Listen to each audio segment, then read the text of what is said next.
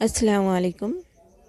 آج ہم economics first year سے اب تک جو پڑھ چکے ہیں ڈیفینیشنس، وہ آدم اسمتھ کی تعریف پڑھ چکے ہیں، ہم مارشل کی تعریف پڑھ چکے ہیں۔ اب ہم آگے ماہرین معاشیات جان رابنس کی جو تعریف ہے، قلت کی تعریف، ڈیفینیشن آف اکنامکس یا اسکیرسٹی ڈیفینیشن بھی کہیں گے اسے ہم، اس کے بارے میں پڑھیں گے۔ تو چلیے شروع کرتے ہیں۔ قلت کی تعریف،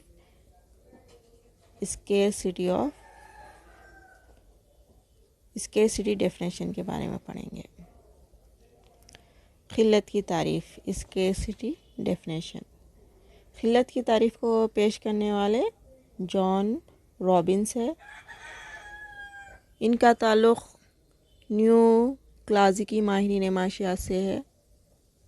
انہوں نے 1932 عیسوی میں اپنی کتاب an essay on the nature and significance of economic science میں خود اپنی معاشیات کی تعریف پیش کی۔ تو یہاں پر دیکھیے رابنس کے الفاظ میں کہتے ہیں کہ معاشیات وہ سائنس ہے جو انسان کے طرز عمل کا مطالعہ کرتی ہے، یعنی معاشیات میں جو بھی انسان کا جو بھی طرز عمل ہے، جو بھی کارکردگی ہے، جو بھی معاشی کام انجام دیا جا رہا ہے، ان تمام کا جو کیا ہے مطالعہ معاشیات میں کیا جاتا ہے۔ تو یہاں پر دیکھیے انسان کی جو احتیاجات ہیں، خواہشات ہیں یا ضروریات ہیں، وہ کیا لامحدود ہے، جس کی کوئی حد نہیں ہے۔ انسان کی احتیاجات، خواہشات لامحدود ہے، اور ان کو پورا کرنے کے لیے جو وسائل ہوتے ہیں نا، آمدنی، وہ کیا ہے محدود وسائل ہے۔ تو محدود وسائل سے لامحدود احتیاجات کو پورا کرنا مسئلہ پیدا ہوتا ہے، معاشی مسئلہ ہے، یہ مشکلات پیدا ہوتے ہیں اس کے لیے۔ تو یہاں پر محدود وسائل سے لامحدود خواہشات کو پورا کرنے کے لیے جو طرز عمل استعمال کیا جاتا ہے وہ ہے متبادل استعمالات، یعنی کہ محدود وسائل ہے، تمام احتیاجات کو ہم پورا نہیں کر سکتے ہیں، تو اس کے لیے ہم کیا کرتے ہیں، متبادل استعمالات کرتے ہیں۔ مثال کے طور پر اب ہمارے پاس کیا ہے، آمدنی کم ہے، ہم بار بار کافی کا استعمال کرنے کے لیے ہمارے لیے کیا ہو جائیں گا، اخراجات زیادہ ہو جائیں گے، تو ہم کیا کریں گے، اس کے بدلے میں کافی کے لیے زیادہ کیا ہے ایکسپینڈیچر ہوتا ہے ڈیلی، تو اس کے بجائے ہم کیا ہے چائے پی سکتے ہیں۔ تو یہ کیا ہے متبادل استعمالات ہیں۔ اس کے علاوہ دیکھیے آپ بجلی کا استعمال ہے، بجلی کا استعمال گھروں میں بھی استعمال ہوتا ہے، صنعتوں میں بھی استعمال ہوتا ہے، کھیتوں میں بھی اس کا استعمال ہوتا ہے، ٹھیک ہے نا۔ تو یہاں پر بجلی کے کئی استعمالات ہوتے ہیں، اس طرح مختلف کول ڈرنکس ہے، ایک دوسرے کے متبادل ہوتے ہیں یہ۔ تو یہاں پر دیکھیے اب ہم دیکھیں قلت کی تعریف کے خصوصیات کیا ہیں۔ قلت یعنی کہ اسکیرسٹی، یعنی وسائل کیا ہے قلت میں پائے جاتے ہیں، اور انسان کی جو خواہشات ہیں وہ لامحدود ہیں۔ تو یہاں پر دیکھیے انسانی خواہشات نہ ختم ہونے والی ہے، لامحدود ہیں۔ جب تک انسان زندہ رہیں گا اس کی خواہشات بھی زندہ رہیں گی، جیسے ہی انسان ختم ہو جاتا ہے تو اس کی جو خواہشات ہیں وہ بھی ختم ہو جاتی ہیں۔ انسان ان خواہشات کی تکمیل کے لیے کیا کرتا ہے، مسلسل کوشش کرتے رہتا ہے، مصروف رہتا ہے اپنی خواہشات کو پورا کرنے کے لیے۔ ایک خواہش کی تکمیل کے ساتھ ہی کیا ہے، اس کی ایک نئی خواہش جنم لیتی ہے۔ تو اس طرح خواہشات کا جو سلسلہ ہے وہ چلتے رہتا ہے۔ ایک خواہش ہے، اس کے لیے اس کو پورا کرنے کے لیے وہ کیا کرتا ہے، جستجو کرتا ہے، اور جب ایک خواہش پوری ہو جائیں گی تو وہ تسکین محسوس کرتا ہے، خوشی حاصل ہوتی ہے اس کو، اس کے ساتھ ہی اس کی ایک نئی خواہش پیدا ہو جاتی ہے۔ تو اس طرح یہاں پہ خواہش، احتیاجات یا جستجو اور تسکین کا جو سلسلہ ہے مسلسل چلتے رہتا ہے، اس کی زندگی رہنے تک یہ سلسلہ چلتے رہتا ہے۔ تو یہاں پر اسی طرح دیکھیے آپ خواہشات لامحدود ہوتی ہیں، اسی لیے ہر خواہش کو کیا ایک ہی وقت میں ہم پورا نہیں کر سکتے، اور محدود وسائل کے ذریعے تمام خواہشات کو پورا نہیں کیا جا سکتا ہے۔ تو کئی جو خواہشات ہیں اس میں سے جو شدید ضروری خواہش ہے اس کو ہم پورا کریں گے۔ فرض کیجئے کہ ایک انسان کیا ہے بیمار ہے، تو اس کی جو شدید خواہش ہے فی الحال ہاسپٹل جانا ضروری ہے اس کو، اسے کسی فنکشن میں جانا ہے تو وہ فنکشن میں نہیں جا کے کیا ہے ضروری جو اس کی احتیاط ہے یعنی کہ ہاسپٹل کو پہلے جائیں گے، کیونکہ صحت بہت امپورٹنٹ ہے اس کے لیے. صحت مند رہیں گا تو تمام کام انجام دے سکیں گا. ٹھیک ہے نا. تو فنکشنز تو کئی بار آتے رہتے ہیں جاتے رہتے ہیں، وہ اٹینڈ کرنا ضروری نہیں ہے اس کے لیے. اسی طرح ایک طالب علم ہے، اس کی کئی خواہشات ہیں، کئی جو سو مقاصد ہیں، اس کے کئی جو سو کورسز وہ کرنا چاہ رہا ہے، لیکن جو موسٹ امپورٹنٹ رہیں گا اس کی لائف میں، جو اس کی موسٹ امپورٹنٹ جو خواہش رہیں گی اسی کے لیے وہ کوشش کریں گا، اور دوسری خواہشات وہ بعد میں پوری کر سکتا ہے. تو اس طرح یہاں پر شدید ترین جو خواہش ہوتی ہے اس کو پہلے پورا کیا جاتا ہے. تو اس طرح لامحدود خواہشات کو محدود وسائل سے پورا کرنے کے لیے متبادل استعمالات کیے جاتے ہیں، اور یہاں پر جو خواہشات ہے، احتیاجات ہے، جو موسٹ امپورٹنٹ ہے اس کا انتخاب کیا جاتا ہے. نیکسٹ جو خصوصیت ہے یہاں پر دیکھیے خلت کی تعریف کی. خواہشات کی تکمیل کے لیے وسائل محدود ہیں اور متبادل استعمال بھی رکھتے ہیں. مثلاً بجلی گھروں میں بھی استعمال ہوتی ہے اور صنعتوں میں بھی، اور کھیتوں میں کیا ہے چاول یا پھر گیہوں کی بھی کاشت کی جا سکتی ہے. تو یہاں پر دیکھیے کس طرح متبادل استعمال ہو رہا ہے. یہاں پر بتایا جا رہا ہے بجلی کا جو استعمال ہے وہ کیا ہے ہمارے گھروں میں استعمال ہوتا ہے آرام کے لیے، مختلف کام انجام دینے کے لیے. جیسے گھر میں آپ کیا ہے ٹی وی چلا رہے ہیں اس کے لیے بجلی کی ضرورت ہے، واشنگ مشین استعمال کر رہے ہیں آپ، گرائنڈر مشین استعمال کر رہے ہیں، مختلف کیا ہے لائٹ روشنی کے لیے استعمال کر رہے ہیں، فین استعمال کر رہے ہیں گرمی سے بچنے کے لیے. تو یہاں پر کیا ہے گھروں میں اس طرح بجلی کا استعمال ہو رہا ہے. اسی طرح مختلف اشیاء کی پیداوار کے لیے، مختلف مشینوں کو چلانے کے لیے صنعتوں میں بجلی کا استعمال بہت ہی اہمیت کا حامل ہوتا ہے. اس کے بغیر کیا صنعتوں کا کام ادھورا رہ جاتا ہے. اسی طرح آپ دیکھیے کھیتوں میں ایک ہی کھیت میں کیا ہے مختلف اشیاء کی پیداوار کی جا سکتی ہے. جیسے کہ ایک دفعہ جائے کیا ہے وہاں پر چاول کی پیداوار کی جا رہی ہے، تو نیکسٹ جو پیداوار کی جائے گی گیہوں کی پیداوار کی جا سکتی ہے. تو چاول اور گیہوں یہاں پر کیا ایک دوسرے کا متبادل ہے. نیکسٹ جو خصوصیت ہے خلت کی تعریف کی وہ دیکھیں یہاں پر خواہشات مختلف اہمیت کی حامل ہوتی ہیں. اس لیے خواہشات کو کیا ہے ترجیح کے پیمانے پر انتخاب کیا جاتا ہے، ترجیح دی جاتی ہے جو موسٹ امپورٹنٹ ہے. اب آپ کی خواہش ہے ٹیچر بننا بھی ہے، آپ کی خواہش آپ کو کیا ہے کچھ دوسرے کورسز ٹیلرنگ وغیرہ ہے، فیشن ڈیزائننگ وغیرہ کرنا ہے، مہندی ڈیزائننگ سیکھنا ہے، آپ کو ٹیچر بننے کی بھی خواہش ہے. تو موسٹ امپورٹنٹ آپ کو اس وقت جو کرنا ہے آپ کو کیا ہے انٹر فرسٹ ایئر میں آپ اس کے لیے آپ کو تیاری کرنا ہے، پڑھنا ہے آپ کو.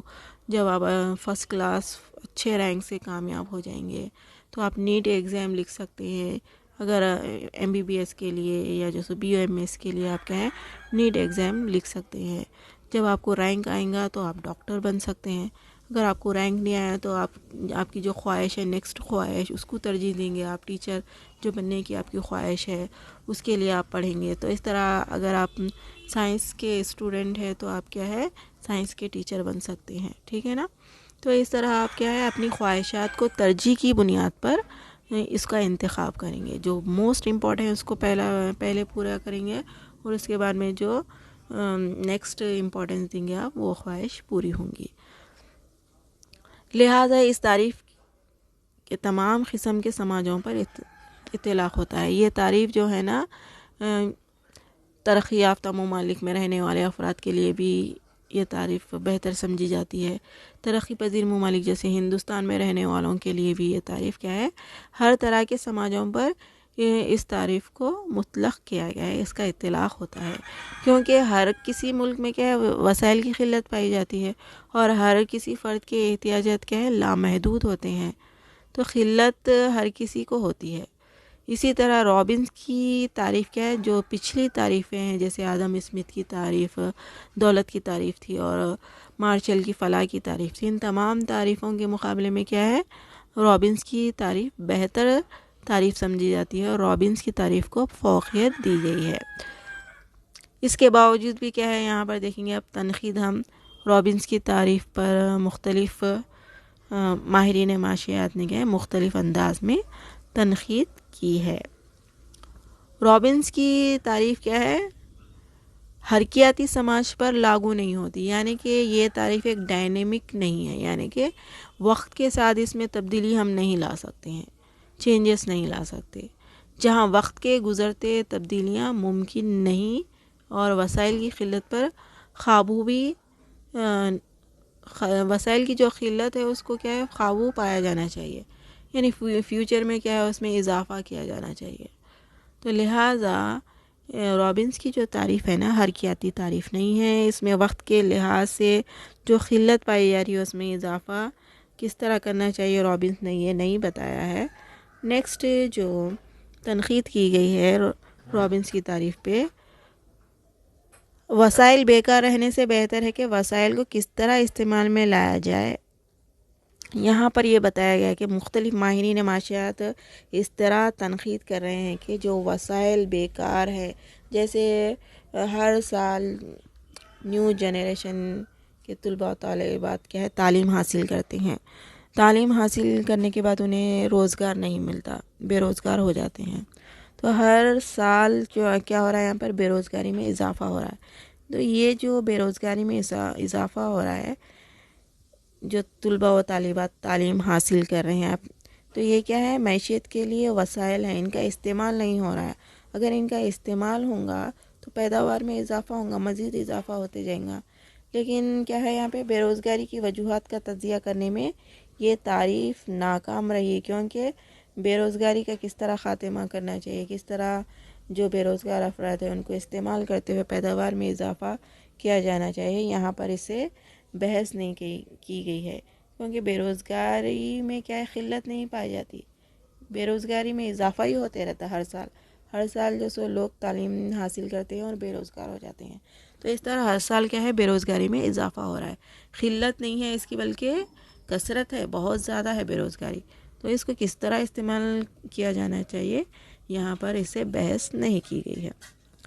رابنس کی تعریف نے اہم مسائل جیسے نمو، گروتھ یعنی کہ پیداوار میں کس طرح اضافہ کیا جانا چاہیے فیوچر میں، فیوچر کی ضروریات، مستقبل میں جو نیو جنریشن آنے والی ہے ان کے لیے پیداوار میں کس طرح اضافہ کرنا چاہیے یہاں پر نہیں بتایا گیا ہے، اور معیشت میں کس طرح بیلنس، توازن حاصل کیا جائے، کس طرح استحکام حاصل کیا جائے، اس کو بھی نظر انداز کیا گیا ہے۔ تو اس طرح قلت کی جو تعریف ہے، اسکیرسٹی آف ڈیفینیشن، یہ کیا ہے اس میں مختلف ماہرین نے تنقید کی ہے۔ اس کے بعد ایک دوسرے ماہرین معاشیات جو امریکی ماہرین معاشیات ہے سیم ولسن نے معاشیات کی ایک نئی تعریف پیش کی جسے ہم گروتھ ڈیفینیشن، نمو کی تعریف کہتے ہیں۔ تو سیم ولسن جو ہے نا ایک امریکی ماہرین معاشیات ہے اور ان کا تعلق نیو جنریشن کی کلاسیکی ماہرین معاشیات میں ہوتا ہے۔ یہ بہت ہی فیمس ماہرین معاشیات ہے، انہوں نے ہارورڈ یونیورسٹی سے اپنی تعلیم حاصل کی اور اس تعریف کے لیے انہیں 1970 میں معاشیات کا نوبل انعام عطا کیا گیا۔ ان کی تعریف میں وقت کا عنصر شامل ہے، وقت کا عنصر یعنی کہ ان کی تعریف حرکیاتی تعریف ہے، ڈائنامک تعریف ہے، ان کا جو ڈیفینیشن ہے ڈائنامک ہے، یعنی وقت کا عنصر پایا جاتا ہے اس میں، وقت کے لحاظ سے یہ کیا ہے مختلف حالات میں تبدیلی لائی جا سکتی ہے، پیداوار میں تبدیلی لائی جا سکتی ہے، فیوچر کی جو ضروریات ہے اس کے تعلق سے یہاں پر پلاننگ کی جاتی ہے۔ تو یہ اپنی نوعیت میں ایک حرکیاتی تعریف ہے، اس لیے اس کو معاشیات کی نمو کی تعریف کہتے ہیں، کیونکہ اس میں زیادہ جو زور دیا گیا ہے نمو یعنی کہ گروتھ، پیداوار میں کس طرح مسلسل اضافہ کیا جانا چاہیے اس پر زور دیا گیا ہے، اسی لیے اس طرح اس تعریف کو نمو کی تعریف بھی کہا جاتا ہے۔ جو اشیاء اور خدمات کو حال اور مستقبل میں صرف کے لیے سماج کے مختلف افراد میں تقسیم کرتی ہیں، حال یعنی کہ پریزنٹ میں اور مستقبل یعنی کہ فیوچر میں سماج کے مختلف افراد کے لیے جو اخراجات رہیں گے اس کو کس طرح جو سو پورا کیا جانا چاہیے، کس طرح اس کی تقسیم مختلف افراد میں عمل میں لائی جانی چاہیے، تمام کا جو سو کیا ہے یہاں پر مطالعہ کیا جاتا ہے۔ اب ہم دیکھیں گے نمو کی تعریف، گروتھ ڈیفینیشن کی اہم نکات، اہم خصوصیات کیا ہیں یہ دیکھیں گے۔ تو یہاں پر دیکھیں جس طرح رابنس نے وسائل اور قلت کے تعلق سے کہا تھا، یہاں پر اس بات کو تسلیم کیا گیا ہے۔ رابنس کی طرح یہاں پر دیکھیے وسائل اور قلت کے تعلق سے بیان کیا گیا ہے۔ وسائل نہ صرف محدود ہوتے ہیں بلکہ ان کے کیا ہے متبادل استعمالات بھی ہوتے ہیں۔ محدود وسائل رہیں گے تو ہم اس کا کیا کریں گے، متبادل استعمال کریں گے۔ جیسے مختلف ہم پیاز بجھا، ہمارے کیا ہے پیاز لگی تو ہم اس سے اپنی مختلف اشیاء سے اس کی ضرورت پوری کر سکتے ہیں۔ جیسے ہم پانی پی کر بھی پیاز بجھا سکتے ہیں، یا کول ڈرنکس بھی استعمال کر سکتے ہیں، یا پھر ناریل کے پانی سے بھی اپنی پیاس بجھا سکتے ہیں۔ تو یہ تمام چیزیں کیا ہیں، متبادل اس کے استعمالات ہیں۔ احتیاج کیا ہے، پیاز ہے، اور اس کو بجھانے کے لیے مختلف استعمالات ہم کر رہے ہیں، پانی کا استعمال کر رہے ہیں، یا ناریل پانی کا، یا پھر کول ڈرنک کا۔ تو اس طرح کیا ہے وسائل نہ صرف محدود ہوتے ہیں بلکہ ان کے کیا ہے کئی متبادل استعمالات ہوتے ہیں۔ نیکسٹ جو خصوصیت ہے، اہم جو نقطہ ہے یہاں پر دیکھیے، اس کی تعریف جو ہے نا اپنی نوعیت میں ایک حرکیاتی تعریف ہے۔ حرکیاتی کسے کہیں گے ہم، جس میں وقت کا عنصر پایا جاتا ہے، یعنی کہ وقت کے لحاظ سے جس میں ہم تبدیلی کر سکتے ہیں، کیونکہ یہ حال اور مستقبل دونوں میں کیا ہے صرف پیدائش اور تقسیم کا جائزہ لیتی ہے۔ حال یعنی کہ پریزنٹ، اور مستقبل یعنی کہ آنے والی جنریشن کے لیے، تو یہاں پر دونوں بھی وقت میں، اوقات میں یہاں پر صرف یعنی کہ صارف کس طرح اپنے اخراجات کو پورا کریں گا، کس طرح جو سو پریزنٹ میں اور فیوچر میں صرف رہیں گا، اور پیداوار میں کتنا اضافہ کیا جانا چاہیے مستقبل کے لیے، اور تقسیم کا جو عمل ہے نا، عاملین پیداوار میں ان کے معاوضوں کو تقسیم کرنے کا جو عمل ہے، یہ تمام کا جائزہ اس میں لیا جاتا ہے۔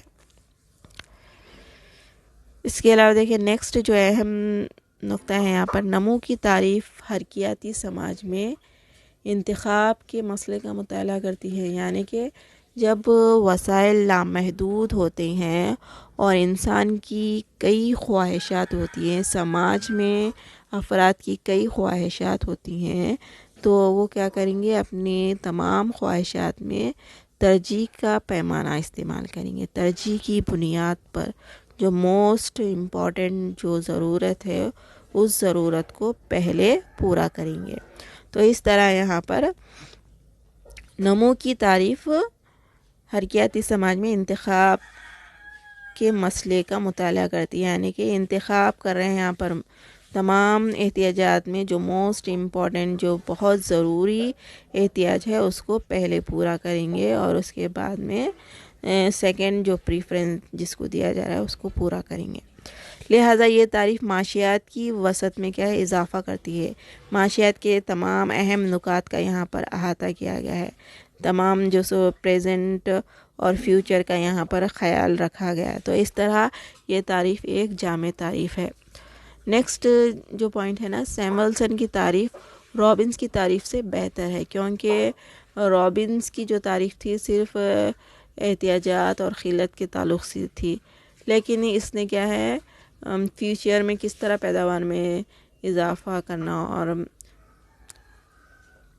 قلت میں جو وسائل پیداوار ہیں اس کا کس طرح بہتر استعمال کرنا چاہیے یہ نہیں بتایا تھا اس نے، لیکن یہاں پر سیمولسن نے اپنی تعریف میں حال اور مستقبل میں پیداوار میں کس طرح نمو میں اضافہ کرنا چاہیے اس کی وضاحت کی ہے، کیونکہ اس نے وسائل کی قلت کے بجائے یہاں پر کس پر زیادہ زور دیا ہے، آمدنی پر اور پیداوار پر اور روزگار پر زیادہ زور دیا ہے۔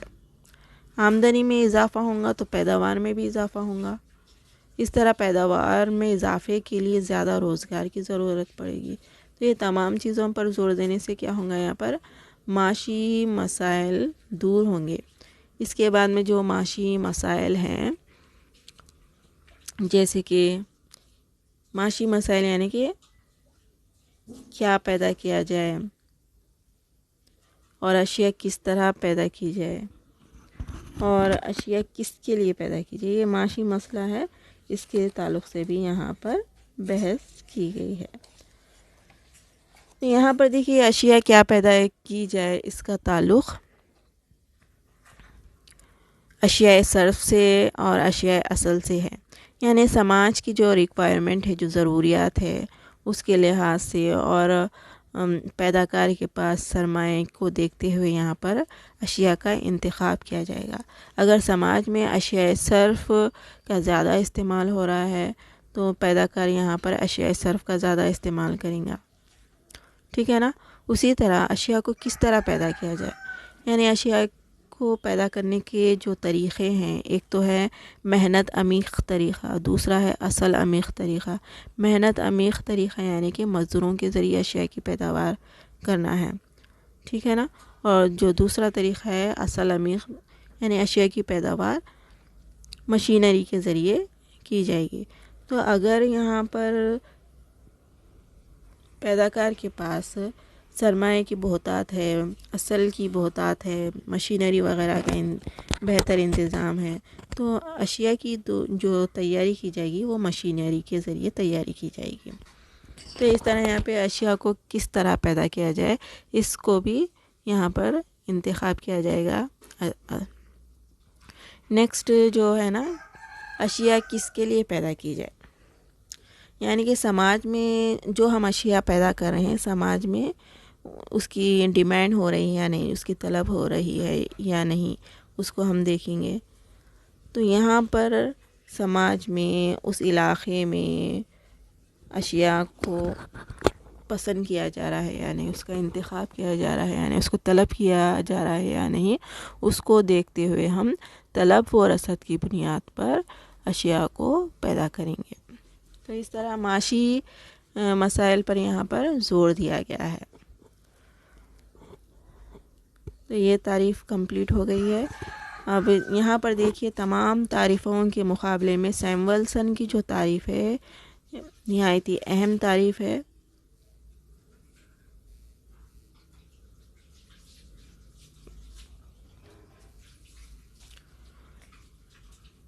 اور اس پر دیکھیے آپ بورڈ ایگزام میں اس طرح کوشچن پوچھے جا سکتے ہیں کہ معاشیات، یا اس سے پہلے جو ہم ڈیفینیشنز پڑھے ہیں نا، اس میں دولت کی تعریف اور فلاح کی تعریف پڑھ چکے ہیں ہم، اس کے بارے میں بھی پوچھا جا سکتا ہے۔